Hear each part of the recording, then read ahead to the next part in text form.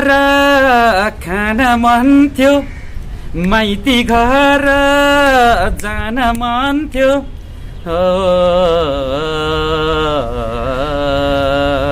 तिजको दर खान मन थियो, माइती घर जान मन थियो। जेलैमा हो जेलैमा चरी जेलैमा, जेलैमा हो जेलैमा चरी जेलैमा, जेलैमा हो जेलैमा चरी जेलैमा, जेलैमा हो जेलैमा चरी जेलैमा। मै छोरी रुँदै रुँदै बेसी मेलैमा, मै छोरी रुँदै रुँदै बेसी मेलैमा, मै छोरी रुँदै रुँदै बेसी मेलैमा, मै छोरी रुँदै रुँदै बेसी मेलैमा। गाईको पुछार समय समय दियो बाबा रमाई रमाई। गाईको पुछा समय समय दियो बाबा रमाई रमाई। जेलैमा हो जेलैमा चरी जेलैमा, जेलैमा हो जेलैमा चरी जेलैमा, जेलैमा हो जेलैमा चरी जेलैमा, जेलैमा हो जेलैमा चरी जेलैमा। मै छोरी रुँदै रुँदै बेसी मेलैमा, मै छोरी रुँदै रुँदै बेसी मेलैमा, मै छोरी रुँदै रुँदै बेसी मेलैमा, मै छोरी रुँदै रुँदै बेसी मेलैमा। यो एकदम दुःख लाग्दो कुरा हो है। कतिसम्मको दबाब र दमानमा हुनुहुन्छ भनेर तपाईँ हामीले त्यही स्पष्ट देख्न सकिन्छ। आफ्नो बाबुआमा बित्दाखेरि त त्यो ठाउँमा जान नदिने एउटा श्रीमान भनिसकेपछि बाबुआमा जब बितिसकेपछि त्यो छोरीको आँखाबाट कति आँसु झर्छ, कति रोए, कति चिच्चाइनु होला, कति कराइनु होला। कोहीसँग फोन गर्नुको लागि सायद फोन थिएन होला। त्यो भित्तामा तपाईँको चाहिँ उसले रोको, उसले कराएको त्यो भित्ता बाहेक सुन्ने कोही पनि सायद थिएन होला। यस्ता त्यो पनि गर्नु मिल्छ। यस्तो अपराधीहरूले कमसेकम यहाँबाट गाडी भाडा तिरेर तपाईँको त्यहाँसम्म बाबुआमा मर्दाखेरि त्यहाँ पुर्याउनु पर्छ कि पर्दैन? यस्ता पनि श्रीमान हुन्छ नि यो संसारमा। यस्तो पनि के हो? त्यो पैसा छाप्ने एउटा तपाईँको चाहिँ के छ, युज मात्रै क्या। पैसा कमाउने ल्याउने श्रीमानलाई दिने के विष्णु माझी नोकरी हो त?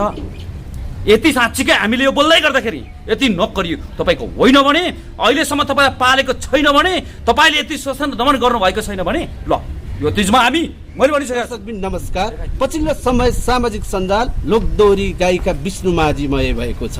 एउटा सेलिब्रेटी गायिकाले सामाजिक सञ्जाल तताउनु कुनै नौलो कुरा भने पक्कै पनि होइन। तर पनि विष्णु माझीको विषयले जुन सामाजिक सञ्जाल तातियो यो अलिक फरक रहेको छ।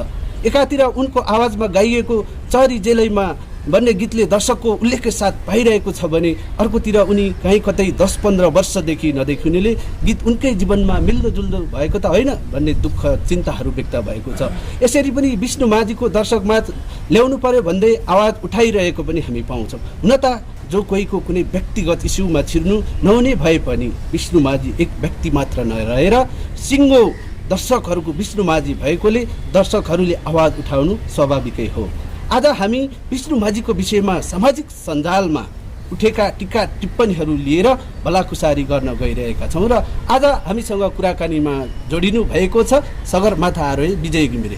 विजय सर, यहाँलाई सम्पूर्ण मिडियामा स्वागत छ। धन्यवाद हजुरलाई पनि।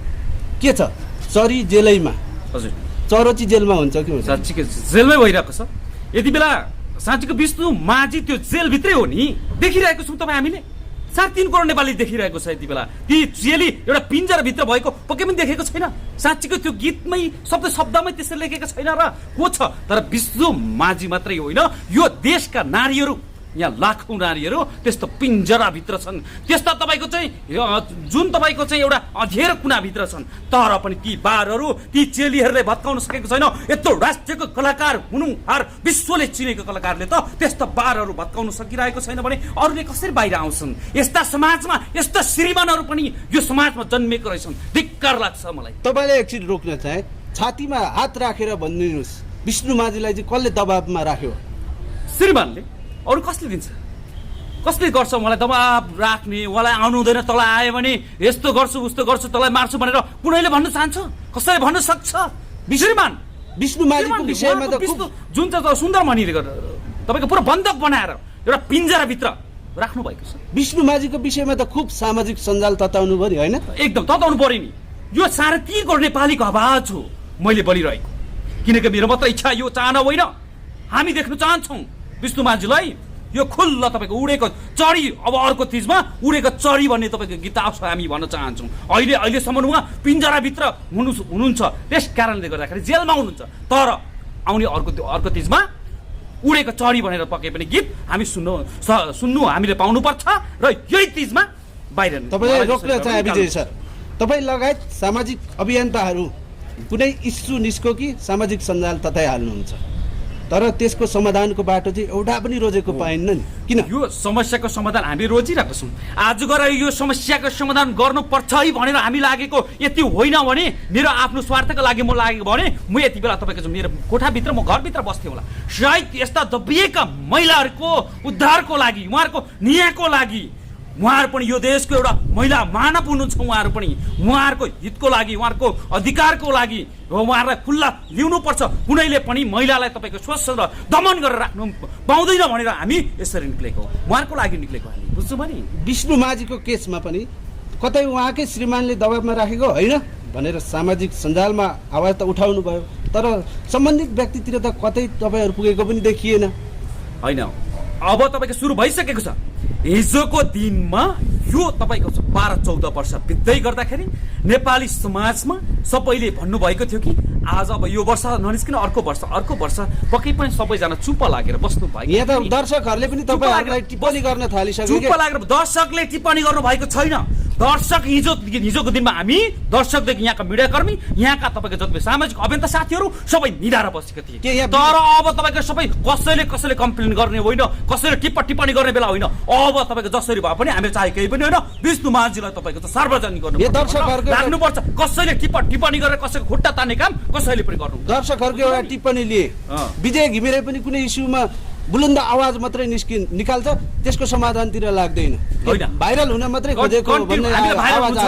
भाइरल हुनु छैन, म भनेको एभरेज समिटर हो 8848 त्यो शिखरमा पुगेर आएको मान्छे हो। मलाई तपाईँको चाहिँ कुनै भाइरल हुनु छैन, तर पनि यहाँ अन्याय र अत्याचार हुन्छ भने त्यो ठाउँमा म गएर बोल्दाखेरि मलाई कसैले भाइरल हुनु यो पनि आएको भनेर कसैले भन्छ भने मलाई धन्यवाद भन्नुहुन्छ। विष्णुमाझीको जुन एउटा इस्यु अहिले सामाजिक सञ्जालमा भाइरल भइरहेको छ, यसको समाधानको पाटो चाहिँ के हो? सरस्वती बताइदिनुहोस् त।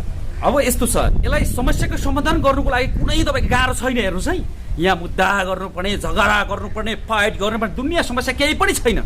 उहाँको श्रीमानले यो आउने 30मा मात्रै तपाईँको चाहिँ छम यो 3.5 करोड नेपालीको माझमा पक्कै गाना गाएर पक्कै पनि देखाइदिनु भयो। र तपाईँको चाहिँ यहाँका जति पनि राष्ट्र मिडियाहरू छन् यहाँतिर, अहिले पहिलेको जमानामा मिडियाहरू थिएन, तर अहिले गएर यहाँतिर हजारौँ मिडियाहरू छन्। ती मिडियाहरूमा पक्कै पनि उहाँको अन्तर्वार्ता हेर्नु हाम्रो ठुलो इच्छा छ र यो ठुलो हात भनेको श्रीमानको हातमा छ। त्यस कारणले गर्दाखेरि श्रीमानले यसलाई पुरा गर्नुपर्छ। हाम्रो माग यही नै हो। हामी सकेसम्म तपाईँको चाहिँ श्रीमानलाई नै हामी तपाईँको सक्छौँ। उहाँलाई कसरी हुन्छ, गाली गरेर हुन्छ कि उहाँतिर सम्झाएर हुन्छ कि के गरेर हुन्छ, उहाँलाई हामी खुसी पारेर जसरी भए पनि उहाँको श्रीमतीलाई, त्यो हाम्रो दिदीलाई, यो राष्ट्रको गहनालाई बाहिर निकाल्नको लागि उहाँलाई हामी ठुलो अनुरोध गर्नेछौँ। सधैँ उहाँको साथमा र उहाँलाई सहयोग पनि हामी गर्नेछौँ। यस्ता मिठा बुलन्द आवाजहरू जस सामाजिक सञ्जालमा व्यापक आउँछन्, तपाईँ लगायत अरू थुप्रै अभियन्ताहरू, तर विष्णुमाझीको घरको गेट जुन सुन्दरमुनि अधिकारी उहाँको श्रीमान हुनुहुन्छ, उहाँसम्म त तपाईँहरू पुग्नु नै हुन्न त कहिले। यो देश कसरी समाधान हुन्छ? यो देशको तपाईँको चाहिँ अभियन्ता साथीहरू, यो देशमा भएका तपाईँको चाहिँ बाहिर भुक्ने साथीहरू जति हुनुहुन्छ, तर त्योभन्दा 100 गुणा शक्तिशाली यो देशको मिडियामा छ। बुझ्नुभयो? यो देशको चौथो अङ्ग भनेको मिडिया कर्मी साथीहरू। मिडियाको के यहाँको राष्ट्रिय टेलिभिजनको तपाईँको चाहिँ शक्ति छ। त्यहाँसम्म जान नसक्नु त सबै भन्दाखेरि तपाईँहरूको गल्ती देखिन्छ नि। तपाईँ मात्र भनेको होइन, मैले यो देशमा भएका जति पनि मिडिया कर्मी साथीहरू छ, ठुलो टेलिभिजनहरू छ, मैले उहाँहरूलाई भनेको छु। किनकि कुनै दिन कि त्यो ठाउँमा विष्णुमाझीलाई तपाईँको फ्रेममै पनि नअटाएको हो कि तपाईँहरू आज गएर हामीले भर्खर तपाईँको चाहिँ हामीले भनिरहेको छौँ कि हामीले त आवाज दिइरहेको छौँ, निकाल्नुपर्छ भनेर हामी यसरी लागिरहेको छौँ। तर यो भन्दा पनि हामीले बोल्नुभन्दा अगाडि त मिडिया कर्मीको दायित्व होइन, झगडा परेको ठाउँमा मात्रै जाने तपाईँले यो भनिरहँदा मिडिया कर्मी साथी यहाँका राष्ट्रिय टेलिभिजनले अहिले बुढाबुढी झगडा परेको खिच्नु थाल्यो हेर्नुहोस् त्यस्तो राष्ट्रिय समस्या विष्णु माझी जस्तो एउटा जेलैमा चढी हुँदाखेरि त्यहाँनिर गएर तपाईँको चाहिँ उहाँको अन्तर्वार्ता लिनु सकेन उहाँको श्रीमानको अगाडि गएर तपाईँहरूले एउटा तपाईँको चाहिँ इन्टरभ्यू हाल्नु सक्नुभयो किन उसले बोल्नु परेन उसलाई शोषण दमन के भइरहेको छ त्यो चेलीलाई उसले तपाईँको त्यहाँ बोल्नु परेन तपाईँ सोध्नु पर्दैन तपाईँको दायित्व होइन तपाईँहरू मैले तपाईँहरूले मात्र भनेको छैन यो देशमा भएको यो राज्यमा तपाईँको हाम्रो नेपालमा भएका जति पनि मिडियाकर्मी साथीहरू हुनुहुन्छ उहाँहरू सम्पूर्णलाई मैले भनेको हो यहाँनिर एउटा तपाईँको चाहिँ प्यान्टी लगाएर मजाले नाच्यो भने तपाईँहरू निउरी निउरी खिचेर त्यसलाई तपाईँको चाहिँ भोलिपल्ट तपाईँको स्टेजमा लगेर राष्ट्रिय टेलिभिजनको अगाडि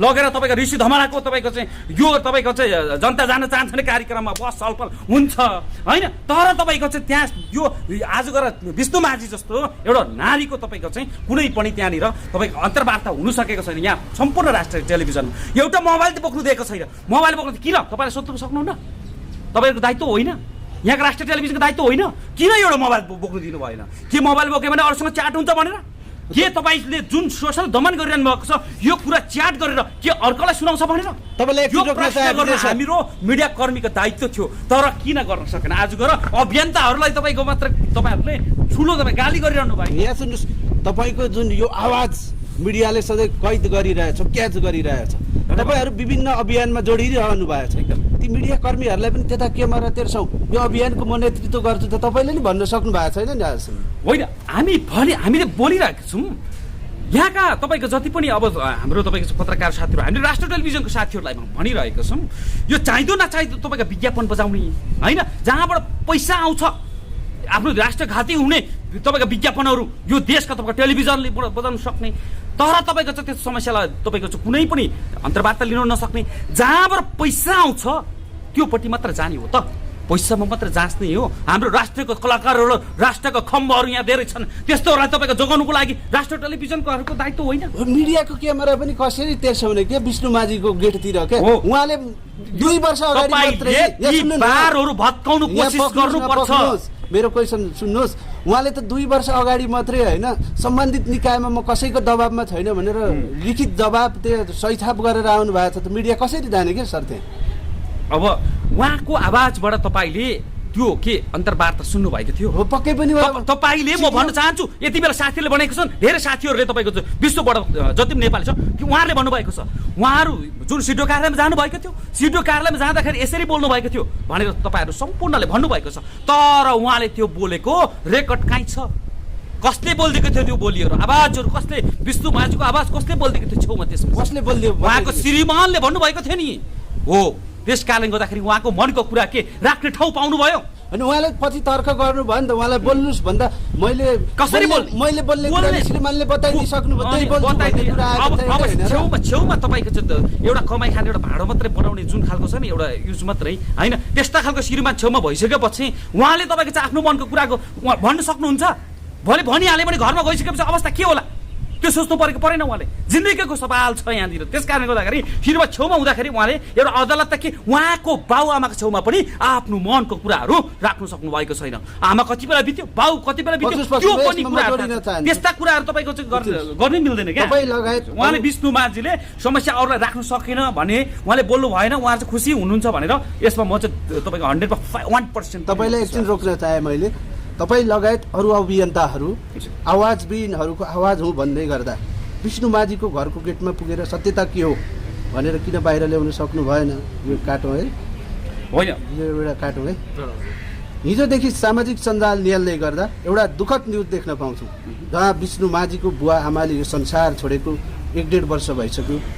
हामी चाहन्छौँ यो न्युज फेक होस् यदि सत्यता छ भने स्वर्गमा बास होस् यो विषयमा तपाईँ चाहिँ के भन्न चाहनुहुन्छ जसले तपाईँको त्यो न्युज निकाल्नु भयो तर ती न्युज निकाल्ने हाम्रो मिडिया कर्मी साथीहरू हुनुहुन्छ त्यो भन्दाखेरि 2 वर्ष अगाडि विष्णु माझीको घरमा गएर उहाँको बाउ र आमा बितेको भिडियो किन हाल्न सक्नु भएन अहिले भर्खर जब सामाजिक सञ्जाल तात्तिनु थालिसकेपछि आम नेपाली जनता तात्तिनु थालिसकेपछि त्यस पछाडिबाट मात्रै तपाईँको चाहिँ अहिले गएर कति वर्ष पछाडि उहाँको चाहिँ बाउ आमाको डेथ भयो भनेर के त्यसरी निकाल्नु मिल्छ मिल्दैन नि त उहाँले पहिले नै जानु पर्थ्यो अहिले चाहिँ भ्युज धेरै जान्छ भनेर त्यहाँ गएर तपाईँको भिडियो खिच्नुलाई त्यहाँ पुग्नु भएको हो एकदमै यो एकदम दुःख लाग्दो कुरा हो